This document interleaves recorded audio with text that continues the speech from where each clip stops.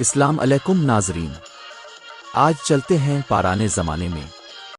जलालपुर जटाहे में आज सिर्फ एक टांगा घोड़ा बाकी रह गया है।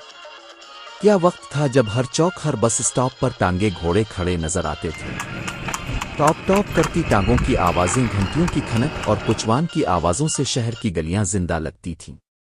ये सिर्फ सवारी नहीं थी, हमारी तहजीब, रवायत और पहचान थी। मगर आज वो रिवायतें खामोश हो चुकी हैं।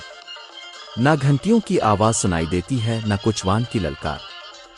सिर्फ एक टांगा बचा है, जैसे माजी की कोई आखिरी निशानी हो, जो खुद भी शायद वक्त के थपेड़ों से थक चुकी है। अब इसकी जगह चिंची रिक्शे ले चुके हैं। हर सड़क, हर गिल्ली, हर मोड़ पर चिंची ही चिंची। यही आज का आसान सफर है, सस्ता, तेज, हर वक्त दस्तयाब। लेकिन क्या हमने कभी सोचा कि जिस तरह टांगे खत्म हो गए, इसी तरह ये चिंची भी एक दिन माजी का किस्सा बन जाएंगे। दुनिया तेजी से बदल रही है। इलेक्ट्रिक मनी गाड़ियां, खुदकार सिस्टम्स, साफ सुथरी, शोर और धुएं से पाक सवारियों का दौर आ रहा है।